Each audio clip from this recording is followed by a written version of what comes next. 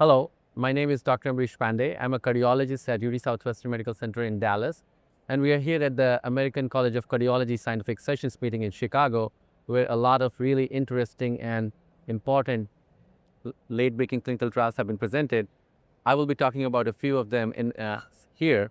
Let's start with the study of semaglutide in patients with peripheral arterial disease, the STRIDE trial that was presented by the PI, Dr. Mark Bonacca, at a late-breaking session yesterday.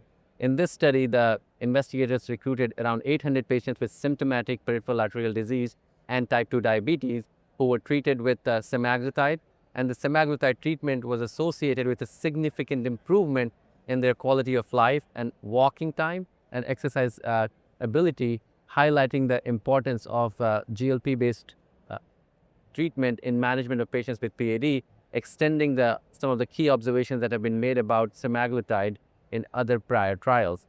Another important study of semaglutide was the SOUL trial, which was actually the first study to test cardiovascular outcome benefits of oral semaglutide in patients with type 2 diabetes.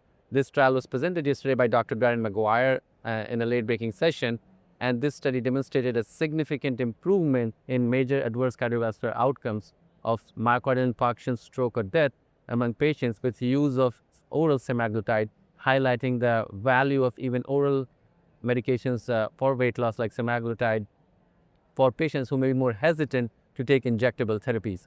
Another important trial in heart failure that was presented in late-breaking session was the FRESH UP trial, which tested the dietary advice of liberal versus restrictive fluid intake among stable outpatients with chronic heart failure. And in this study, the investigators demonstrated that there was no difference in quality of life among patients who were advised to have a restricted fluid intake versus a liberal fluid intake, challenging some of the notions that exist around restricting fluid intake among patients with heart failure.